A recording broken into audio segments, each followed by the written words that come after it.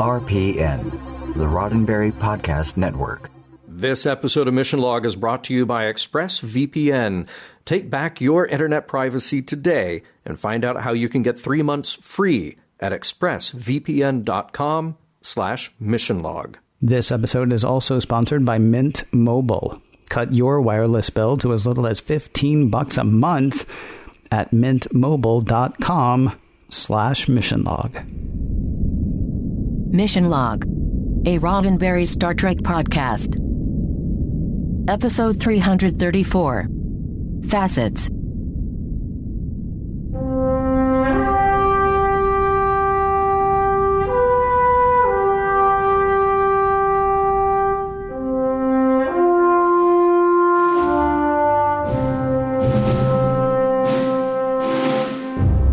Welcome into Mission Log, a Roddenberry Star Trek podcast. I'm John Champion. And I'm Ken Ray. Mission Log is a show set up to examine Star Trek, episode by episode. We watch it, then we talk about it. It's what we do. This week, Facets, the one where DS9 plays host to all of Dax's hosts. And Nog flunks out of Starfleet before he even gets in. Or does he? I've got trivia coming up in a bit, but first, I'm going to let you know how to get in touch with us. Mission Log Pod is the address to find us on Facebook, Skype, and Twitter. If you'd like to leave us a voicemail, we would love to hear your voice. 323-522-5641 is the phone number to call. 323-522-5641. Our email address is missionlog@roddenberry.com. Our show website, including discovered documents, is at missionlogpodcast.com. Then please do remember, we may use your comments on an upcoming episode of Mission Log. Oh, golly, John, there's Scott Frakes is all over the place in this episode, isn't he? He is. Yeah, because he's the one who always plays the person who looks like the person. But is not actually the person. But isn't really the person. And he is all over this because there's that guy that looks like Odo but isn't. And that woman who looks like Kira but isn't. And that woman who looks like Quark but isn't. I hope that somewhere there's an action figure that's Odo with crazy hair. That's the action figure that I want. People are like, why do they have this bozo action figure dressed like it's the guy from Star Trek? See? Exactly. Hey, trivia for this week's episode, Facets. Well, it was written by Renee Echevarria. No need to reintroduce Renee since he's such a huge part of DS9. But it's interesting how many revisions occurred before this episode was finalized. So Ira Stephen Bear had the idea to do something based on the 1973 book, later a 1976 TV movie, Sybil, about a woman with dissociative identity disorder. That book was a bestseller, and the TV movie was popular. It was actually later remade in 2007. But the problem for DS9 is that it hinged on personal trauma, and the writers didn't want to add more trauma to Dax's storyline. Thus, the decision was made to turn it into a more positive story about a ritual, and the pretense of having the multiple characters exist in multiple bodies meant they didn't have to solely rest the entire drama on Terry Farrell. Incidentally, the real Sybil, a woman named Shirley Mason, later said that she was lying about the whole thing. Seriously? Yeah. Yeah, she said that was a story that broke in 2011. NPR covered it. I don't know if they actually broke the story, but she wrote a letter to her therapist at that time, and I think it was followed up in multiple other ways, essentially saying, those are all me. That's me. I'm aware of what I'm doing. So, yeah. Now, the episode was directed by Cliff Bowl. And end of the road here on DS9. This is his last episode of DS9 as director. Don't worry, though. He jumps over to Voyager, and he will direct 10 episodes over there. So we did 7 on DS9, 10, which we will catch up with on Voyager. All right, let's talk about guest stars. So we have a lot of recurring characters in addition to our regular cast. But this time around, we really just have one guest star to mention. The Trill Guardian is played by Jeffrey Allen Chandler. From New York, Jeffrey did his earliest TV work in the mid-'80s with guest roles on a number of shows. He had a recurring role on a full 9 out of 11 episodes of ABC's notorious Cop Rock. His Star Trek debut was actually just a few months before this episode aired. So in a different role, he guest starred on the Voyager episode Emanations in March of 1995, while Facets aired in June of that year. These are the only Trek appearances Jeffrey made, and we lost him too young at the age of 57 in 2001. Now, while Jeffrey was the only guest actor in this episode, there's kind of a cool technical note about Curzon. We never really got to know Curzon, but he was glimpsed in a flashback in Emissary. So Michael Westmore took that image and used a computer to create a concept, basically morphing him onto an image of Odo in order to create that makeup effect. See, I thought you were going to say they just, put flesh tone on Bozo and called it good. and there you go. You're just sticking with the Bozo thing. It's the hair. It's the hair. It's got the Bozo hair. It's the crazy hair. It is absolutely the crazy hair. Hey, you've got the recap coming up in a second, but before we get to that, I want to remind people about a wonderful sponsor that we have called ExpressVPN, giving you back your internet privacy.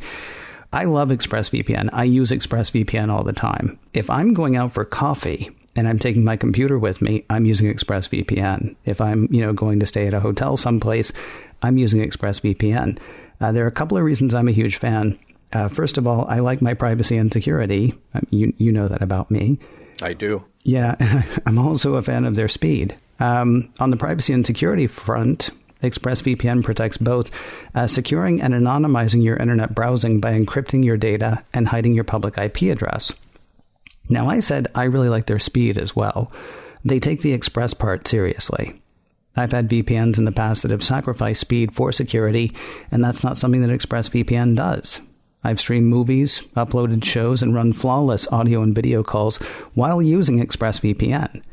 I have not had another VPN that was able to do all of those things with the same speed. Protecting yourself with ExpressVPN costs less than $7 a month. It comes with a 30-day money-back guarantee. And like I said before, whether I'm, just going down the street to a coffee shop or going to another city or another state, ExpressVPN protects my connections and at speeds that impress me every time. Protect your online activity today and find out how you can get 3 months free at expressvpn.com/missionlog. That's expressvpn.com/missionlog for 3 months free with a 1-year package. Visit expressvpn.com/missionlog to learn more, and a big thanks to ExpressVPN for sponsoring this week's show. I do not want to be that computer. But it seems the commander of a space station should check with his superiors before letting a homicidal maniac take over his body.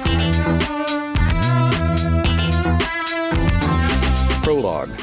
Nog is in a runabout, battling Cardassian fighters, when Jake Sisko just shows up on the other side of the windshield, knocking on the glass. It's a holosuite program, and Nog has been honing his skills to get into the Starfleet Academy preparatory program, and eventually the Academy itself. Bringing the simulation to an end, the boys walk back through the bar where Quark, of course, chastises his nephew for following a human and unprofitable pursuit. No time to argue it, though. Quark has to go off to a senior staff meeting. Really? Really. This one is called by Dax, and she's there to ask her friends for a little favor. She needs to borrow their bodies for a few hours. Act 1. For real, though. The Trill ritual Jantara is an opportunity for the memories of former Trill hosts to be moved from the symbiont into willing host bodies by a trained telepathic guardian. It's totally a real thing, it's definitely not magic, and it's absolutely safe. In fact, it's such an easy thing the temporary host personality can just reassert itself at any time if needed. This is all just an opportunity for Jadzia to meet the former Dax hosts and, hang out. Everybody's into the idea, all except for Quark, who takes a little more convincing by Jadzia with some seductive touching of his lobes. So that's the thing our science officer does now. Back to Nog, who is getting some tutoring from Chief O'Brien. They're in the holosuite again, where the Chief is mixing up the simulations to take Nog off his guard and test his reaction to high-stress situations. The Trill Guardian arrives at DS9 later, and he gets himself set up to do all the mystical stuff that has to take place for the Jantara. There's open flame, there's an incantation, there's an ethereal energy that passes from Dax to the Guardian to Kira, and when Kira next speaks, she's someone else. She's Leela. Act 2. Leela is great. She's kind of feisty, full of kindly old insights, and Jadzia notices that they both stand with their hands behind their backs. It was something Leela started doing when she was a legislator, and the men she worked with would imitate her more flamboyant hand gestures. So she's fun. Next up, it's Tobin, in the body of Chief O'Brien. He's not like Leela. He's more of a nervous academic type. Then there's Emony in the body of Lita, which is super convenient because Emony was a gymnast. Then we meet Audred in Quark's body. Audred is a caring, nurturing woman who is the head of the Symbiosis Commission. Her motherly demeanor is a little too demanding for Quark, who breaks character to ask how long he's got to suppress his personality for her. On next to Torias, who is a little bit of a Falstaff character inside Dr. Bashir's body. He ate well, lived life to the fullest. When Torias' turn is over, it's time for Commander Sisko to welcome one of Dax's former hosts into his psyche. It's Duran, the same Duran who is the host who lost it and murdered his doctor and 2 others. That Duran is now inside Sisko, who is inside one of Odo's holding cells, just to play it safe. Act 3. With Duran Sisko behind a force field, the conversation begins, and so do the mind games. He's trying to impart a serious case of imposter syndrome into Jadzia, who reasserts that she's just as worthy as the other hosts and stronger than what he's dishing out. Oh yeah? Then lower the force field. And she doesn't do that, which is really smart. Except Duran tries a different tactic by torturing Sisko's body on the force field until it looks like he's at the point of exhaustion. Jadzia lowers the force field only to find out, you got it, it's Duran still pulling the strings when he grabs her neck. A fight ensues, and Jadzia, who happens to be an expert at Klingon martial arts, easily takes down the commander. Sisko's personality seems to be the dominant one this time, after a solid beating. Counting his latinum in the bar, Quark catches his brother Rom pacing around as he waits for Nog's return from his latest test. Rom believes in his son, even going so far to have Garrick make a cadet uniform for him, which, Quark points out, isn't necessary since Starfleet would issue one to him anyway. Jadzia is talking to Sisko, still trying to process the whole thing with Duran. There was a part of their conversation that stuck with her. Maybe she isn't as good as the other hosts. Maybe that's why Curzon rejected her from the Symbiosis Commission the first time around, to make her reapply and work harder. Sisko says she's about to see him face to face. Maybe it's time she asks him. The Jantara ceremony begins again for the final time, and this time it's Odo who plays host to Curzon. And not only does Odo's appearance change, adopting a new coif and trill spots, his whole demeanor shifts from dour to happy. Act 4. First stop for Curzon Odo is to see his old pal Benjamin Sisko. Funny thing about this transformation, though, Odo and Curzon are sort of coexisting rather than Curzon's personality completely taking over. Odo relishes the fun he can have with this, messing with Quark and generally letting Curzon do changeling tricks like change his clothing appearance in a flash. When it comes time to meet Jadzia, though, he avoids her concern when she brings up the days when she was an initiate.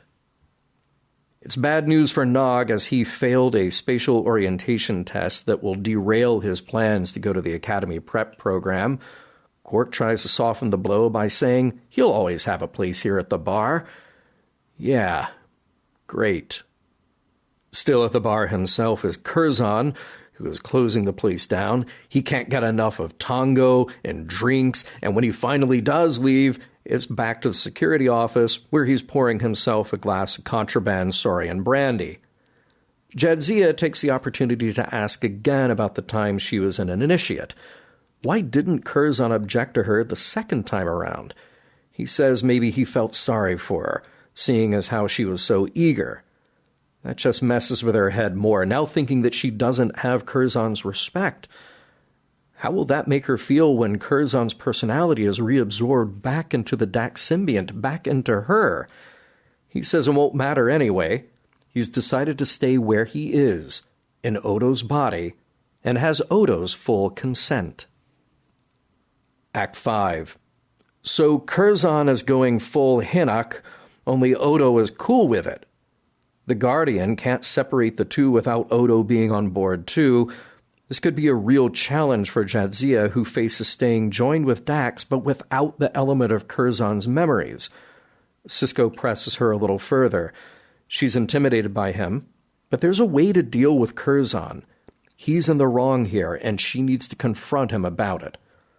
Speaking of confrontation, in a lower corridor, Rom confronts his brother about something very serious.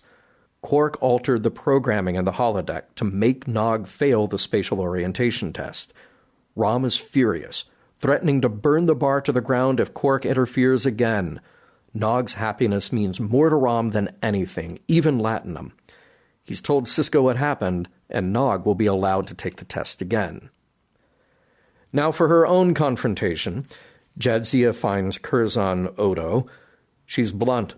She wants those memories, that part of Curzon that should be with the symbiont. He objects at first until she puts him in his place, and then the truth comes out. Curzon rejected Dax from the symbiont program way back when because he was in love with her. He was embarrassed. He was ashamed. He basically got rid of the problem by rejecting her. Then he left the commission, so when she reapplied, it was no longer his problem. Now he's afraid to be rejoined because his thoughts will be with her all the time. She says that's the way it should be, that she loves him, and they should be joined the way it's supposed to be, through Dax.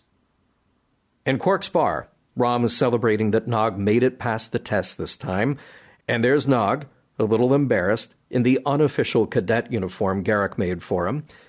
In walks Odo, this time just Odo. He's apologetic for his role and what happened when he was joined with Curzon. Jadzia says she's grateful that she was able to work out some issues by talking to the previous hosts. Plus, now that a part of Odo's memories are with her, she understands the joy changelings get from changing. And Odo says now he understands the joy humanoids get from eating, drinking, and generally carousing like Curzon. Seems like that would be a huge distraction for anyone trying to get some work done, and yet Curzon did manage to do that too. He must have been a remarkable man, and Jadzia agrees. Yes, he is. The end. I kept wishing they had like a real budget for effect. Because what effect do you feel like you were missing? Every time Curzon ate or drank anything, should have just fallen straight through. Yes, should just like popped right out. Or I thought it would be great if like Curzon just like kept trying to eat or drink, but still made as much of a mess as Odo makes. Yeah, they did that camera cut where he first goes into Sisko's quarters and he immediately picks up a glass and like, what's going to happen? What's going to happen? What's going to... Oh, he's no, going we to don't drink. actually get to see. Yeah, it. right. Yeah. That's it. It's kind of Dellsville. Also, dude, what are you drinking? That was the amazing thing to me. Like when he went over, like when he orders Tranya, he gets Tranya, he drinks Tranya. When he's, pouring the Saurian brandy, he's pouring Saurian brandy, he's drinking Saurian brandy. He knows what that is, right? Yeah. Yeah, when he walks into Sisko's place and just like, oh, look, there's a pitcher or something. Well, I do like to drink. With no idea what that is. It's just, Yeah. We went to the plants with that old man. So going back to the very beginning of the show, why was Jake able to just walk in on somebody else's holosuite? Why is anybody able to walk into anybody's holosuite? Right. Without like a special code or permission or something like that, or like, I'll be waiting for you in the holosuite. We talked about this in the holodeck as well on Next Gen. People just like barged in. On Riker, people would just barge in. Dude, you were trying to catch a man naked at that point. Yeah, because Riker, you don't do that. Yeah, it was kind of surprising that he was just able to sneak in there. There was, all right, first of all, yeah, with Jake, I mean, what does he see from his perspective? Because the holodeck, the whole gimmick is that it can just create anything and give you the illusion of infinite space. But Jake is literally walking, like he's standing on the floor and then knocks on the window of a shuttle, which is presumably in motion in space where there's no air. And does the computer at that point just go like, okay, well, see, Nog's on the shuttle and Jake's out here, but I'll let Jake live. Right. So we'll put a floor under him and give him some oxygen. Yeah, you and I had the same note, actually. I asked, how do holosuites work? And Nog was sitting in a chair, so things look like a chair and act like a chair, right? Right. Jake, on the other hand, was outside a shuttlecraft in the cold, unforgiving depths of space. Right. Which is fine. That's exactly. Fine. Yeah. Unless Nog was really forward thinking, he was like, computer, give me something that's a lot like a shuttlecraft, but put it on a soundstage. Oh, that's hilarious. So, all right, where we're going with this then is that in a holodeck, a shuttle simulator or a holosuite. But go ahead. In a holosuite, yeah. So when you ask for a shuttle simulation, you're actually getting the simulator version of a shuttle rather than just the holodeck being the simulation. You know, it could be. It could just be like, you know, you get what you pay for. They don't have a holodeck; they have a holosuite. So it's possible they're like, yeah, we'll recreate the inside of it just like. But, you know, if you wanted to be the cold vacuum of space on the outside, well, you got two options. You either go someplace with a holodeck or you go outside.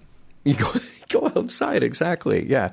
And by the way, the whole thing with the chair, it's like computer and program, and the chair goes away. The computer knows there's somebody sitting in the chair, and the computer is just like, what? Sorry. Okay, stupid. You told me to end the program. You got it. Yeah. By the way, I hope you're saying computer and program didn't just cut our show off in the middle.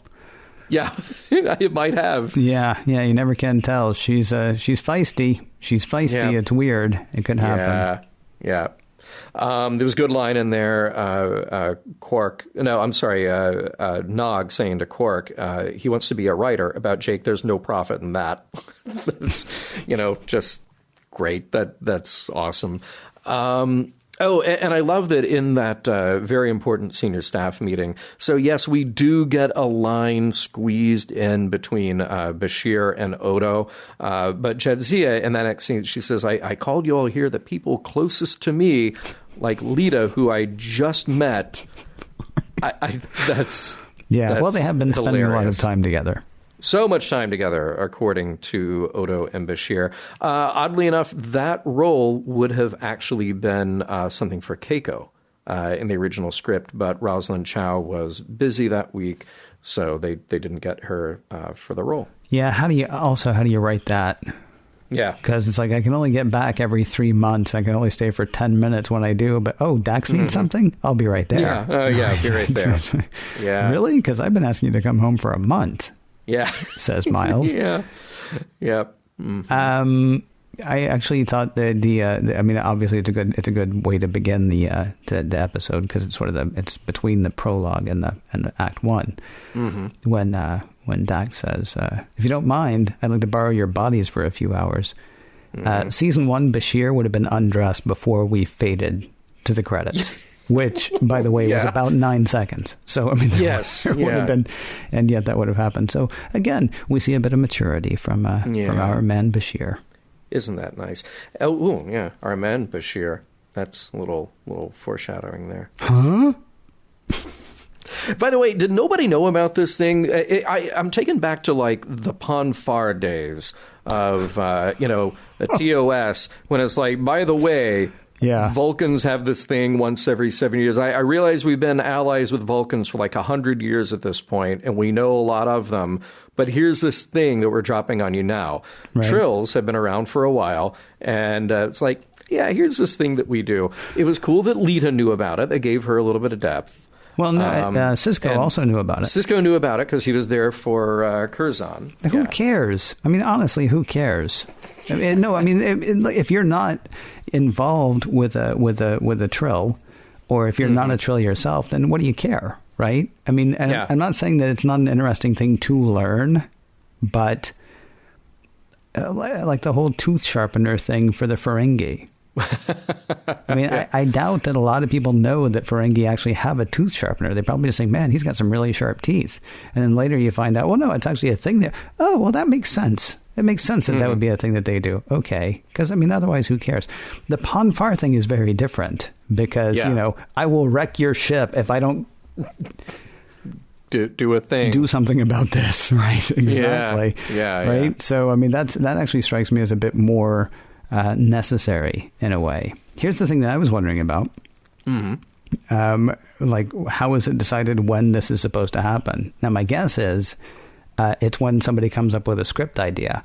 But according to the Guardian, he's like, yeah, we've been trying to get her back to Trillvania for however long. Planet Trill. Oh, this is called Trill. No, is it called Trill? And the city is Trill. Right. And the people are Trill. And the whole thing's trilling, I know. See, like, we've been trying to get her back, for ages to do this, and it was obvious we were never going to, so we just decided to come to her. She's been joined for like 3 years, right? 3.5 maybe? Yeah.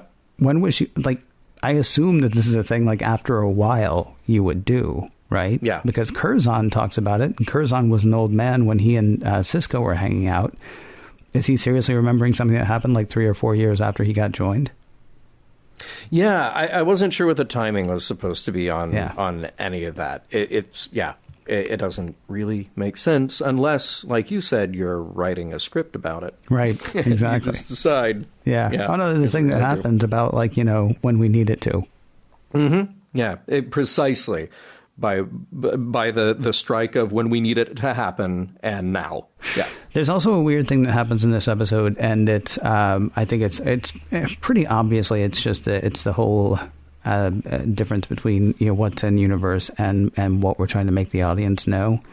And there is not a single one of the Dax hosts that should be a host. Yeah, it seems to me, because they are all so over the top, with the exception of Leela. Leela, I think, was a wonderful person and should do that. The one that was in Quark was fine, but I mean, they're all really just sort of like over-the-top caricatures of other people. And I assume that is so we can see, oh, well, no, that's not Miles. That's Tobin. That's Tobin. Yeah, right. Or whichever. Tobin. It's the one we don't like. Yeah. Right? Yeah. Everybody is just so over the top in their things. I think that actually explains a lot about how the whole Trill thing works. Like, you and I have asked each other, when and how did the people on Trill, the host body, decide, like, oh, I'm going to go eat that slug. And now, oh, look, it's a symbiont, and now it'll make me a different person. Right. I think the people on Trill looked at each other and like, we are really over the top, and we need to find some balance and settle down. Yeah. I think maybe this whole joining thing is a good idea. That will, at least some of us will excel at something other than just being crazy basket cases. That's such a funny idea. So the first Slayer on Buffy the Vampire Slayer is practically animal, just like all about the hunt. That's it, right? Really over the top, I guess is what I'm saying. I like the idea that the first one of those who looked at one of those worms and was like, I'm gonna eat that. And that's going to make everything better or something. Yeah. He was actually just a class clown. Yeah. He was like, how much? Right. How much to eat that? And like, oh, man, you're so crazy. 5. Yeah. 5 what? Whatever. 5 of them. 5. Yeah. I'll give you 5 to swallow that. And thus was a society born. Like, over the top from the very beginning. Exactly. Speaking of over the top, there's Benjamin Sisko doing his Hannibal Lecter impression. I thought it was very, very inspired by that. I'm sure they had that in mind as they were doing it. Interestingly, I read that they shot it twice because, and I don't mean 2 takes. I mean, they shot it and then they came back for a reshoot because the first one they said he was so quiet and just whispering the lines that it made it even creepier. And they thought that he was just too evil. Which, I guess, Duran is a bad guy, although they hugged it out, at a certain point. Yeah, so, we may come back to that point. Yeah, we may very well. But fortunately, for the sake of drama, everybody's like, cool, well, we're going to put this dangerous murderer behind the wall here. We're all going to leave the room. We're sure everything's going to be great. Right. He's not going to try to psychologically torture you or anything. Yeah. Just give us a shout if you need something. Well, again, I mean, that's the Hannibal Lecter thing again, isn't it? In Silence of the Lambs, I mean, the only person who was anywhere near Clarice and Hannibal was multiple MIGs, and then XL. He said something to you. What was it? Mm-hmm. So I'm really surprised you didn't mention the food in this episode. Well, you had the mention to the pastries at the beginning. Right. Then you had Bashir Tarias chiming down on what looked like some party mix, some Cracker Jack, or something. Nothing too exciting. Well, no, you're missing the on-screen food, though. Was that a split pea soup over which the Guardian praised before pulling the Freaky Friday with everybody? It was either that or like they were going to get down with a mud mask. What was that, right? And then Leo was like, I really love the smell of that, don't you? Right. And I'm like, is it the fire? And then later they show Jadzia pouring, I don't know, more split pea soup into the split pea soup. And it's like, okay. It'll give John something to talk about anyway. Well, because it's different from the pool of stuff that we saw in... on Trill World. Yeah. It's just called Trill. Just Trill. Right. Yeah. In the city but that was Trill. The glorious underground hot tubs of Trill. They were in those, and it was just like, well, it's just water. It's just kind of a milky looking water. It's okay. It doesn't look like split pea soup. That is the bet that the Hilton missed.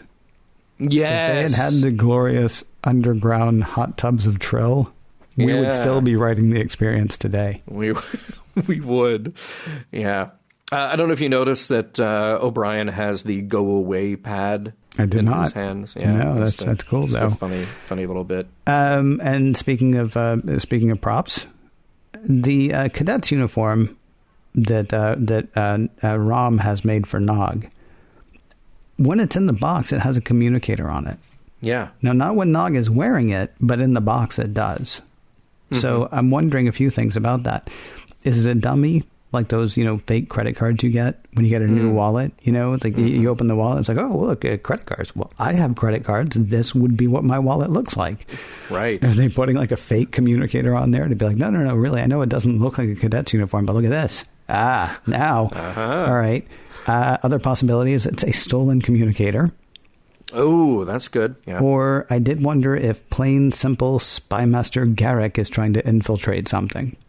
Oh, see, no, that would be good. That would be just plain, simple Garrick. Like, no, it's fine. It's just put this on. This is what DS9 fans call the slow burn, and then like in season 6.5 or something, it'll just explode.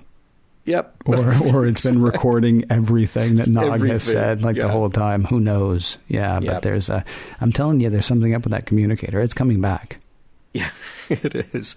Hey, I love that you mentioned earlier Odo drinking and specifically that he orders Tranya as Curzon, because I don't think we've had an on-screen reference to that until now since TOS.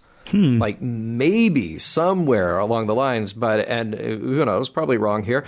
But I thought it was so cool that, again, we're talking like 100 years in the future from TOS, and here's Curzon, here's an old guy like ordering an old guy's drink. Yeah. It's like, somebody walking into a bar now and just unironically ordering, I don't know, a Harvey Wallbanger. Yeah. Right. So wait a minute. Yeah.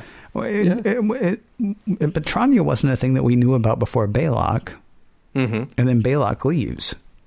Yeah. Do you think it's really Tranya, or do you think somebody's just like, oh, I heard about this thing called Tranya, and then like some enterprising bartender is like, I have Tranya.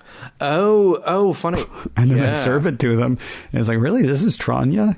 Don't ever serve it to Kirk or Spock, because they'll be like, this isn't Tranya. This is antifreeze. What is this? Exactly. Exactly. I like that. Oh, and also going with the drinking theme, he has that classic Saurian brandy bottle that's the George Dickel decanter, just like Kirk had. So I thought it was neat.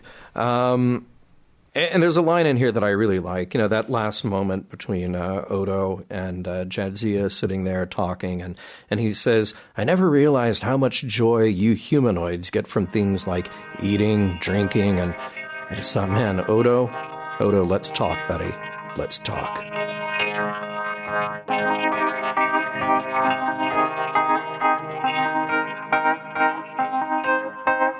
I am working on character names for the Odo Curzon mashup.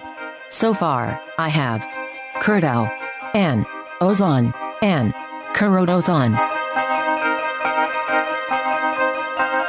We'll get back to Facets in a moment, but first a word from Mint Mobile. If you're still using one of the big wireless providers, have you asked yourself what you're paying for? Between expensive retail stores, inflated prices, and hidden fees, you're probably being taken advantage of because they know you'll pay. This is where Mint Mobile comes in. Mint Mobile provides the same premium network coverage you're used to, but at a fraction of the cost, because everything is online. Mint Mobile saves on retail locations and overhead, then passes those savings directly to you.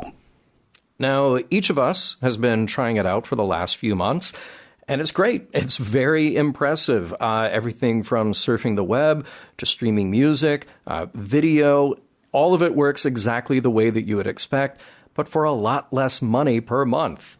Mint Mobile makes it easy to cut your wireless bill to as little as $15 a month. Every plan comes with unlimited nationwide talk and text, and with Mint Mobile, you're paying for the amount of data you need. Choose between plans with 3, 8, or 12 gigabytes of 4G LTE data.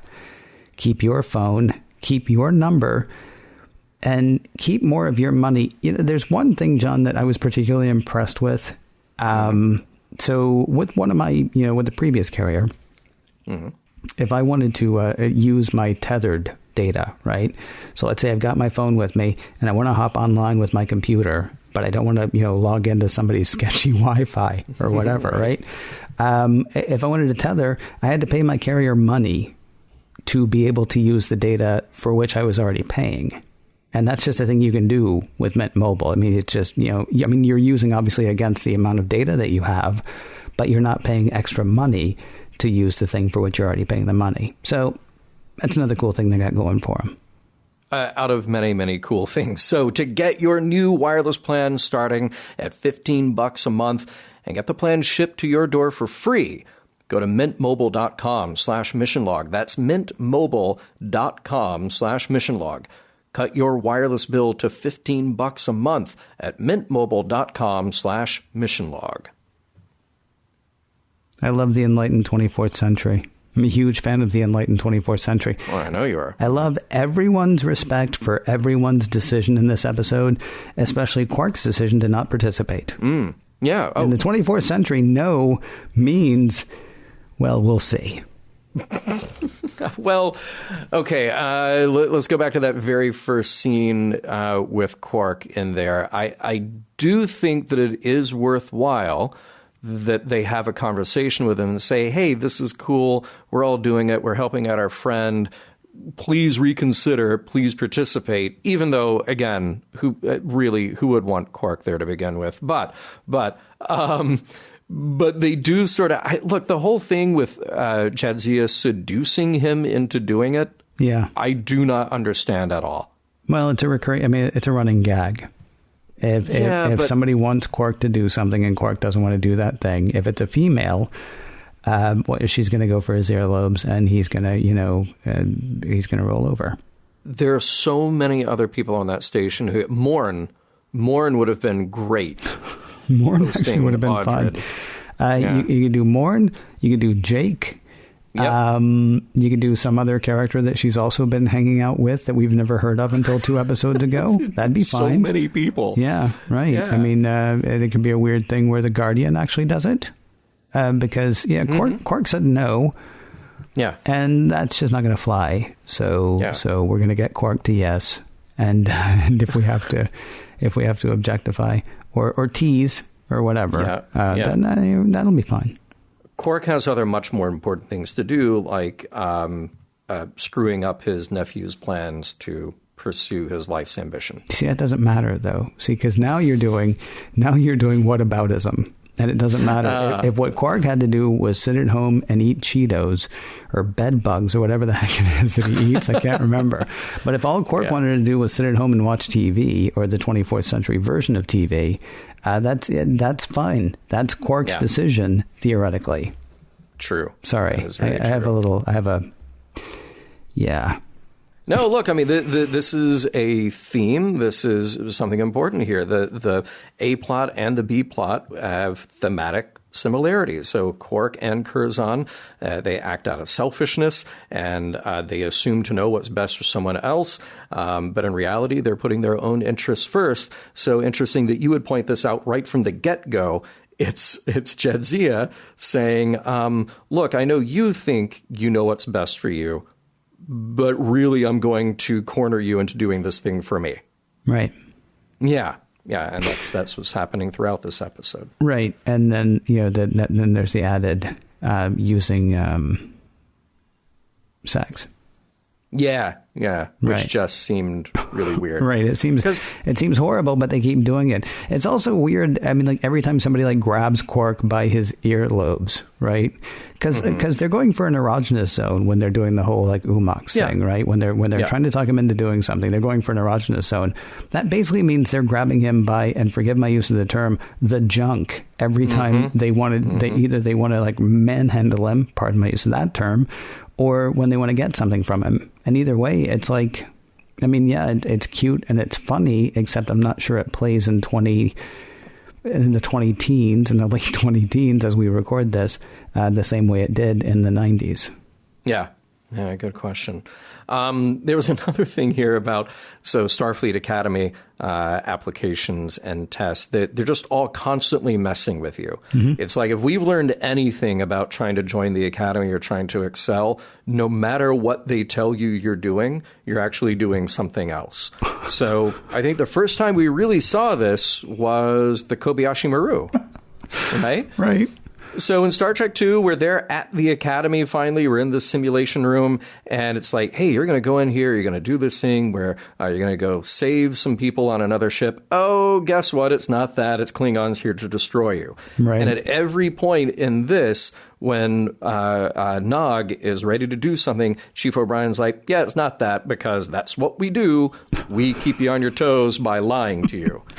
You know, my favorite idea, this would be the best Starfleet Academy entrance exam. You go into the room where they're going to have the entrance exam, and they strip you, and then they tell you to go through another door, and you're on a stage, and there's an audience, and you're in a play, but you don't know any of the lines, and then how do you handle that? It's like that nightmare that you hear about.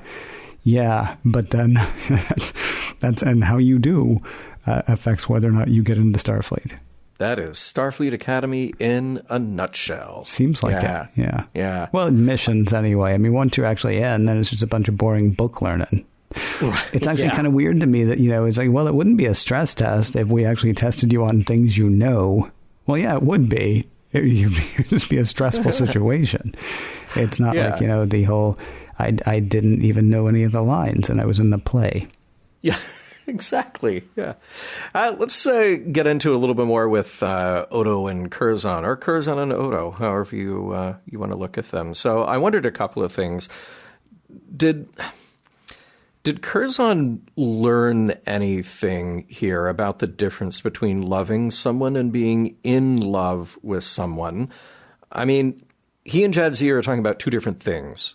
And in that last scene where we're racing toward the credit, so we got to wrap everything up, he's saying, and he's admitting the things that are wrong with his attitude and what he did. But he's also pouring his heart out saying, this is terrible because I am in love with you. This is wrong. And he's making these bad decisions based on that. She then says, I love you. We need to be together this way.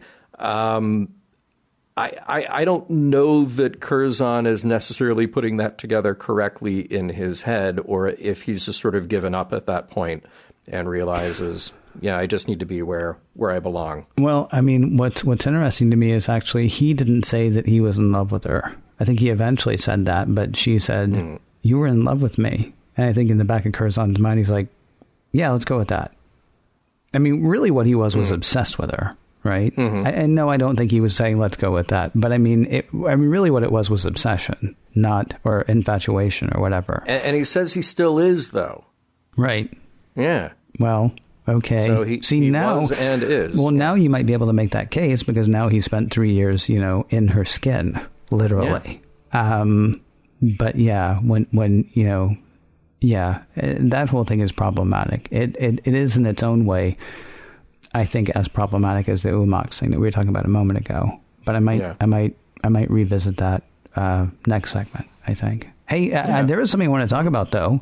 Yeah. I mean, I know there's other stuff to talk about, too.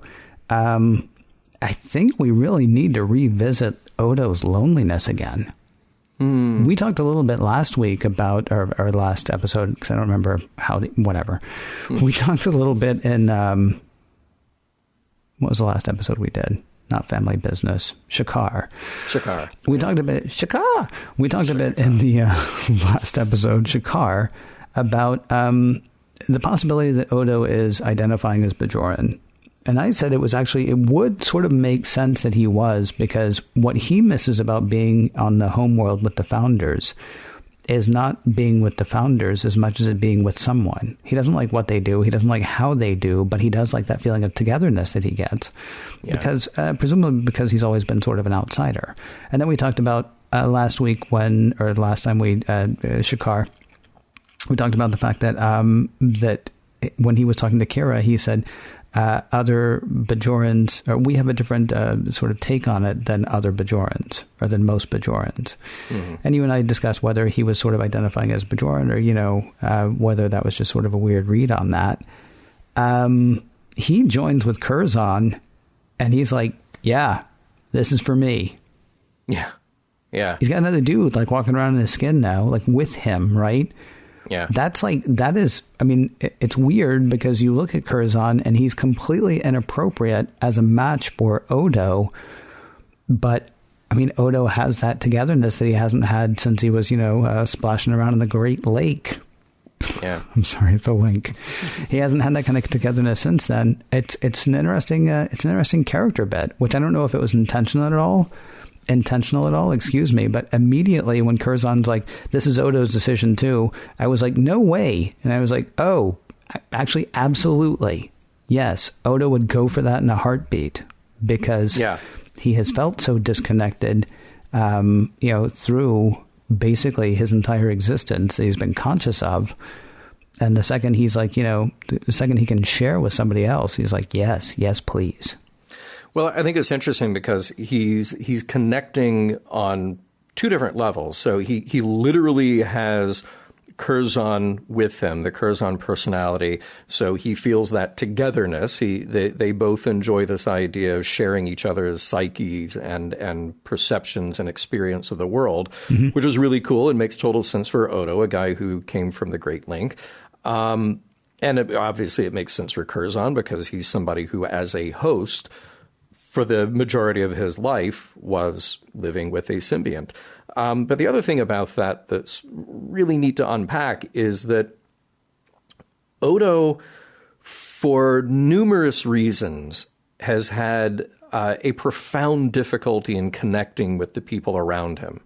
And part of that is the torture of his prior existence, which was being a lab specimen. Part of it was the political context, being sort of forced to work for the Cardassians, and then now working for the people who were occupied by the Cardassians, the Bajorans. So he's never really had an opportunity to relax and unwind and connect with people as people. It's great to see. It's almost like, in the best sense of the word, because I'm not condoning this as an idea, but in the best sense of the word, it's like somebody has their first drink and can finally let their hair down and be a little more open about who they are. Just have a little fun for a minute. And here's Odo, who, because of this outside force that is now literally in him, now a part of him, gets to unwind, gets to let the hair down, the crazy clown hair, and be the life of the party and connect with people in a way that he has never connected with people. It's great to see. There's a tragic element of that, as you're pointing out, which is that he can't have that forever. Curzon can't stay there. Odo won't be able to have this feeling unless maybe he returns to the Great Link and can actually commingle with the rest of the consciousness of the changelings. But this is the only time that we've really been able to see him relax with others. It's kind of nice to see. And he can understand why Odo would want that, would crave that.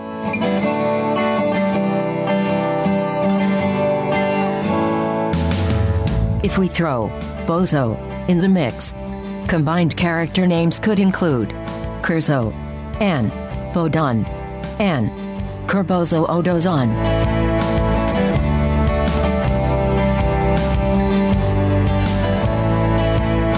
The episode is called Facets. I think we know why it's called Facets, right? It's like a multifaceted gem or something like that. It's not just one thing. I mean, it is just one thing, but many facets. Many parts, many angles. Yeah, angles. Yes. Yeah, see, not many parts, because it's all the same thing. That's the thing. Sure. Like a multifaceted diamond is still one diamond. It just has many sort of angles, as you say, or views. Yeah, different things that sort of visually make up the whole, even though it's not different things. It's all the same thing. So, although these are actually different things. Yeah, so the title doesn't work.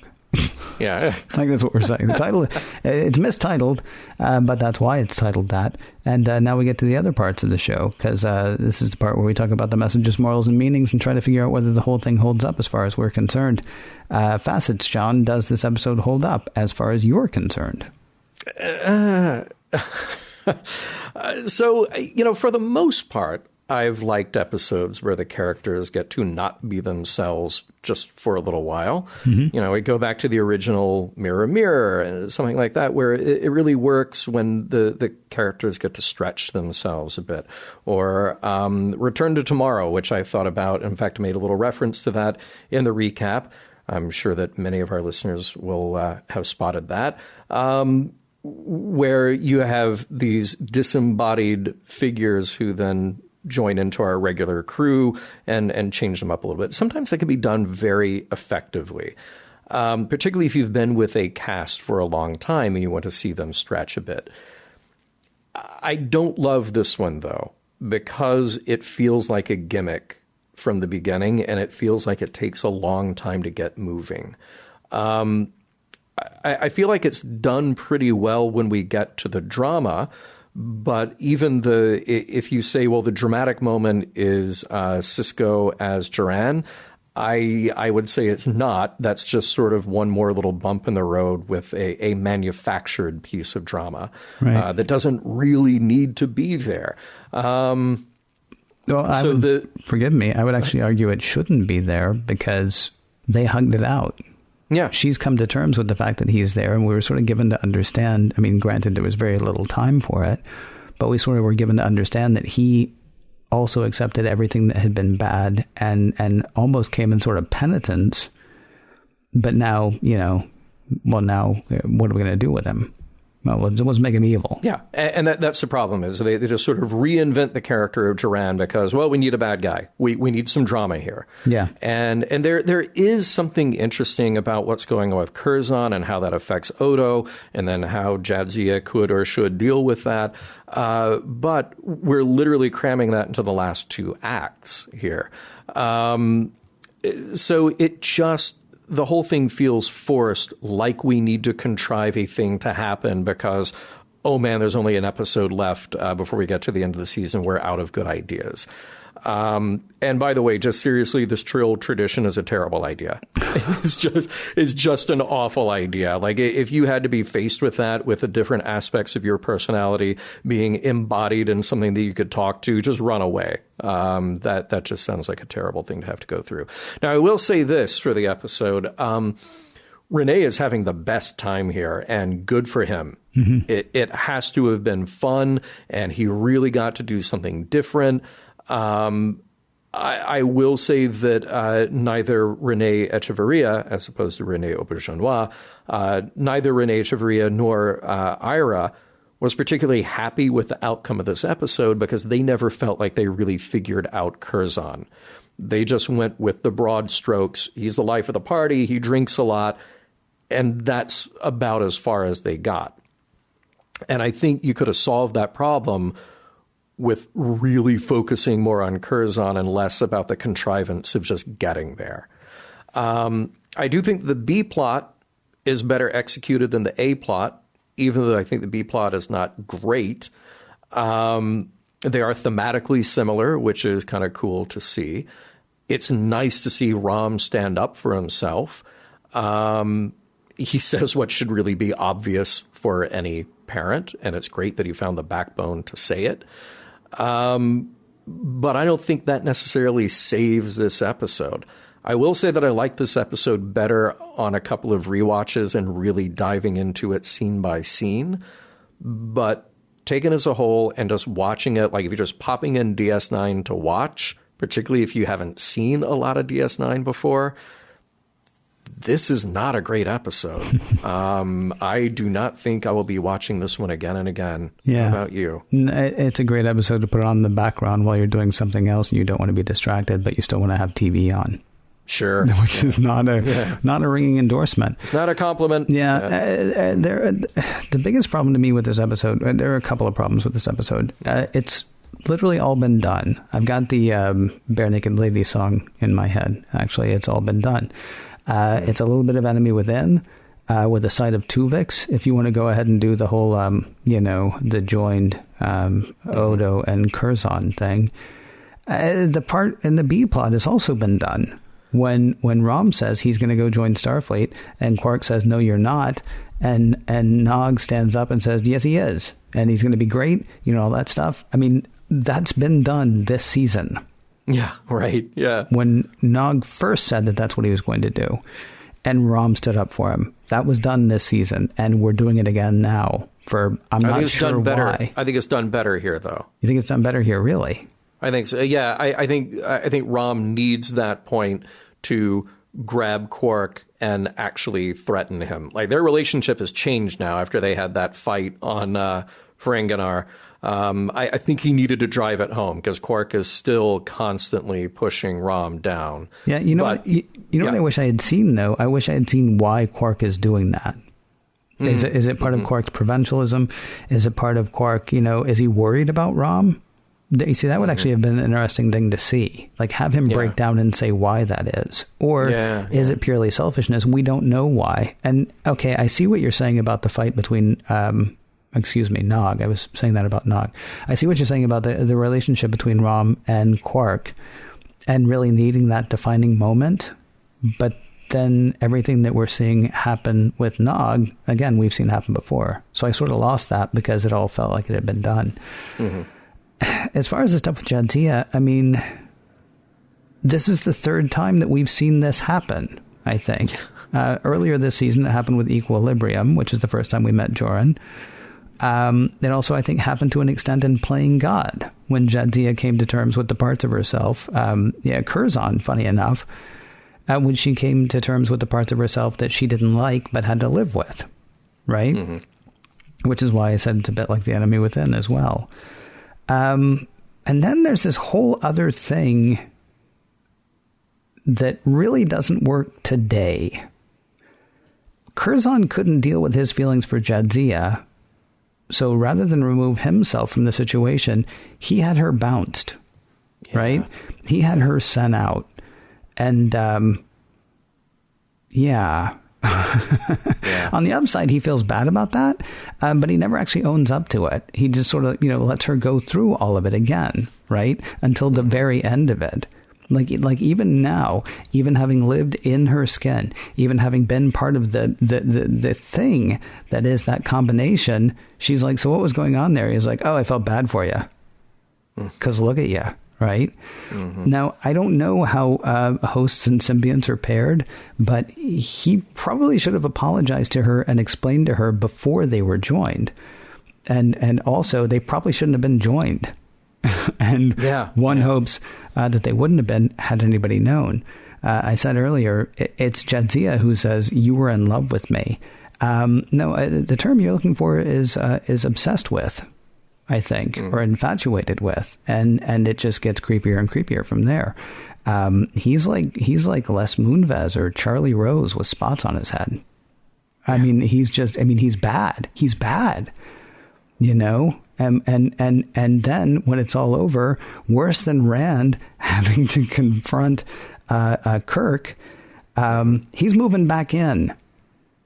Yeah. Dude, really? Yeah. Now, all of that said, I will say the one thing I do like is that, it's Curzon who's avoiding the whole thing, not Jadzia. I kind of like that. I like the fact that he feels sort of bad, but I mean, he's still, he's more than getting away with it. And it really struck me as awful. Yeah. Otherwise, it's great. No, I don't disagree with you there. There's something about that ending that it feels like we haven't redeemed Curzon before we're saying like, okay, get back together because the clock's running out here. And we got to roll credits. I mean, honestly, and this is the thing, we haven't done this in quite a while. And there have been actually a lot of strong episodes of DS9 lately.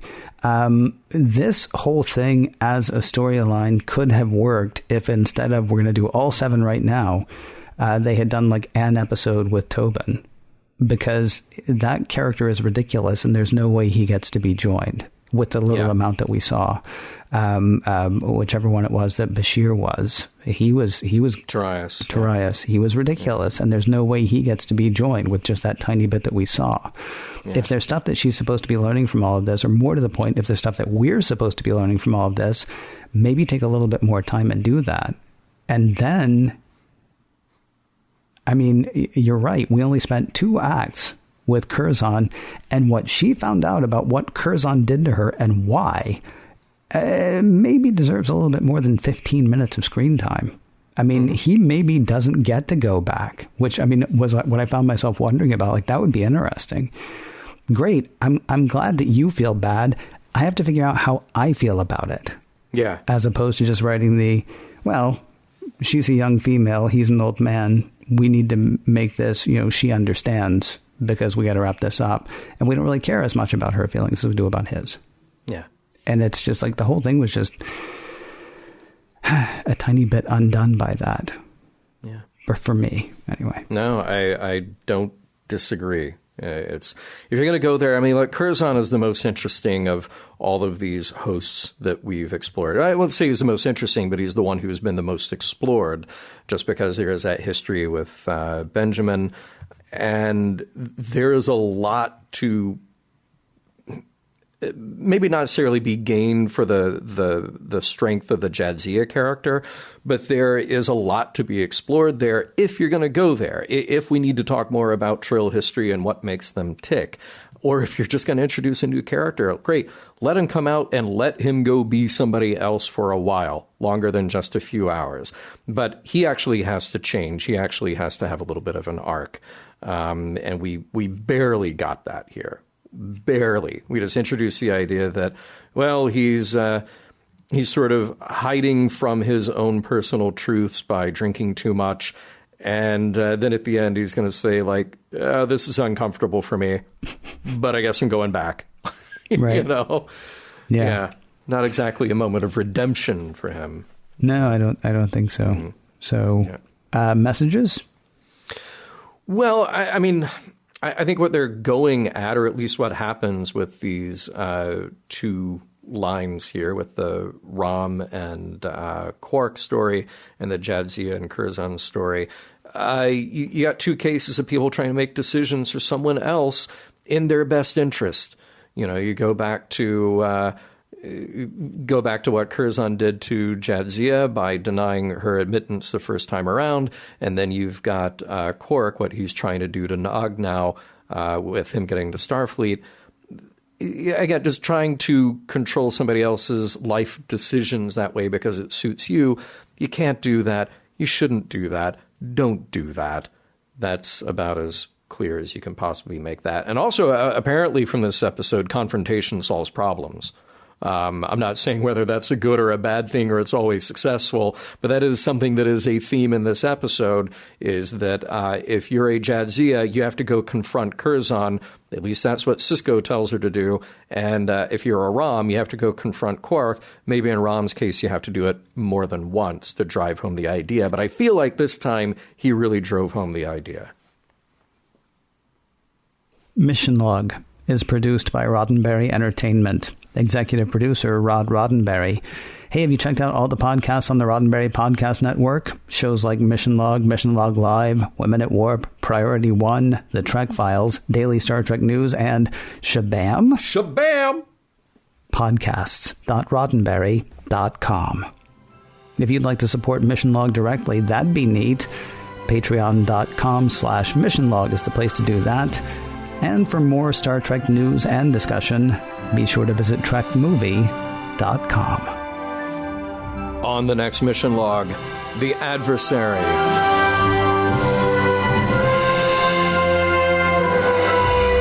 Some of the music for Mission Log provided by Warp 11, online at warp11.com, and from the album Messages by Key Theory, free to download at kitheory.com.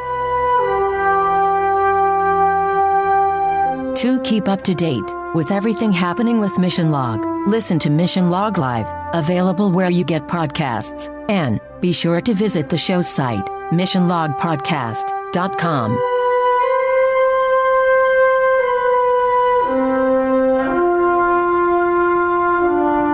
End transmission.